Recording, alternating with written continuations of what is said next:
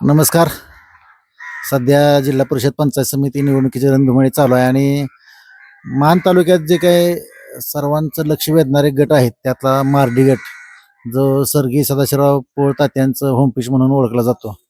या गटात आता त्यांच्या दोन सुनांमध्येच तुल्यबळ लढाई सुरू आहे. त्याचबरोबर गणात सुद्धा दोन्ही बाजूने अतिशय तुल्यबळ उमेदवार दिलेले आहेत. विशेष मध्ये राष्ट्रवादीकडून दिलेले उमेदवार जानकर असतील किंवा तिकडे जगदाळे आहेत, असे दोन उमेदवार आहेत. आणि भाजपने दिलेले आहेत ते विलासराव देशमुखांची मिसेस सुचिता विलासराव देशमुख असतील आणि इकडं दोलताडे हे दोन आहेत. सध्या सर्व प्रचाराचे रणधुमाळी शिगेला पोचलेले असताना आणि मताला काही दिवस शिल्लक असताना आपण इथं थोडेसे मतदारांकडून माहिती घेणार आहोत की काय नक्की परिस्थिती आहे या गटातील. सध्या आपण संभुखेड या गावात आहोत. बघूया इथल्या लोकांचं मत काय आहे की मार्डी गटातली लढत कशी होईल, काय वाटतं आपल्याला.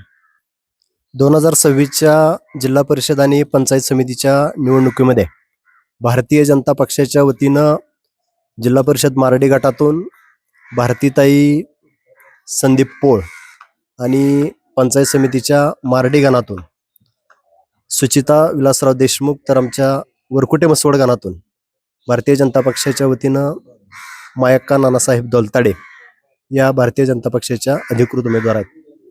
आमच्या या मार्डी गटामध्ये किंवा आमच्या या दोन्ही गणामध्ये भाजपसाठी एक नंबरचं वातावरण आहे आणि मला विश्वास आहे की बहुमतानं या आमच्या तिन्ही सीटा निवडून येतील. आत्ता आपल्याला यांनी सांगितलं की भाजपसाठी हे अतिशय चांगलं वातावरण आहे, पण हे वातावरण चांगलं असण्याचं कारण काय, काम नक्की काय काम. नक्की ग्रामपंचायत, सभा मंडप, रस्ते, पाणी, ग्रामपंचायतीचं विकासाच्या कामावर बोलायचं आपण. सगळी विकास हा मुद्दा सांगतायत. बघूया हे काय म्हणतायत, पुन्हा एकदा यांच्याकडे जाऊया. आमच्या मान तालुका हा तसा कायम दुष्काळी तालुका संबोधलेला आहे. अगदी निसर्गानेही आमच्यावरती नेहमी चौकृपा केलेली आहे.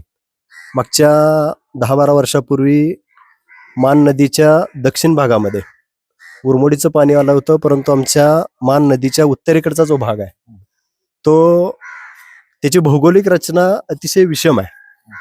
आणि मग या भागामध्ये भाऊंनी विशेषतः गेल्या 10-15 वर्षामध्ये लक्ष देऊन झिहे काटापूर योजना तयार केली आणि नव्यानं आंधळी उपसा सिंचन योजना तयार करून त्या योजनेचं पाणी या उत्तर भागातल्या सर्व गावांना कसं पोचवता येईल अशा प्रकारचं नियोजन करून ते बऱ्याचशा गावामध्ये पोचलेलं आहे.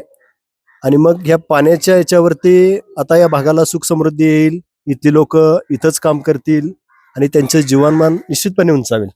आणि भाऊंनी या केलेल्या याच कामामुळं जनतेच्या मनामध्ये सकारात्मक परिवर्तन झालं. तुम्ही जे बोलला की पूर्वी हा राष्ट्रवादीचा बालेकिल्ला होता, ते खरं आहे, परंतु या 10-15 वर्षामध्ये या भागामध्ये जे काम झालंय ते काम बघून जनतेच्या मनामध्ये निश्चित मत परिवर्तन झालेलं आहे. आता गेलेल्या विधानसभेच्या निवडणुकीमध्ये आमच्या मार्डी गटानं 5,000 मतांचं लीड भाऊंना दिलेलं आहे. आणि ते असंच नाही, ते भाऊंच्या कामाची पोच पावते आणि निश्चितपणे या जिल्हा परिषद निवडणुकीमध्ये सुद्धा निश्चित कमळाचा विजय होईल, यात शंका घेण्याचं कारण नाही. जसं की यांनी सांगितलं, हा पहिला राष्ट्रवादीचे नेते कैलास सदाशिवराव पोळ यांचा बालेकिल्ला होता, पण तो आता तसं चित्र राहिलेलं नसून मागील काही वर्षातील चित्र आता आहे. आत्ताचे जे विद्यमान आमदार आहेत आणि ग्रामविकास मंत्री आहेत जयकुमार गोरे यांच्या विकास कामामुळे हा बालेकिल्ला आता कमळाचा झालाय, म्हणजे भाजपचा झालाय असं यांचं सांगणं आहे. माझ्यासोबत इथे एक तरुण जरा स्मार्ट व्यक्तिमत्व आहे, तरुणाचं काय मत आहे बघूया आपण, ते काय म्हणतात.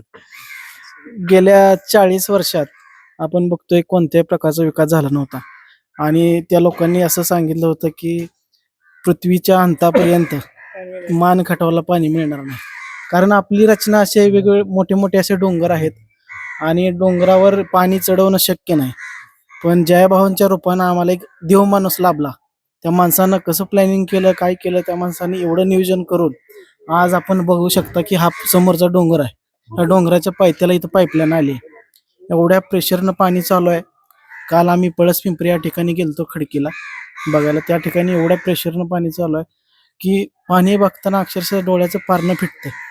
ज्या माणसाला भाजपचं किंवा ज्या भावना साथ द्या आपण ह्या गोष्टी सांगतोय, त्या माणसाला जर त्या पाण्यापाशी नेलं तरच त्या व्यक्तीला त्या गोष्टीचं विकासाचं महत्त्व कळेल.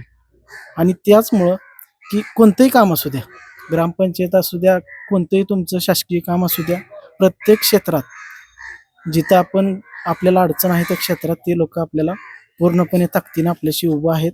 त्यामुळं पूर्ण संभूकडवासी आपला भाजपशी पाठीशी आहे.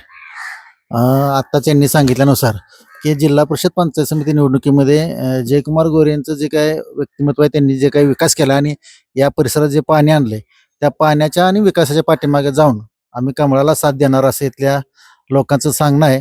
बघूया नक्की, घोडा मैदान लांब नाही, काही दिवसातच आता मतदान होईल आणि निकालाची आपल्या सर्वाला उत्सुकता असेल. काय होते लवकरच कळेल. धन्यवाद.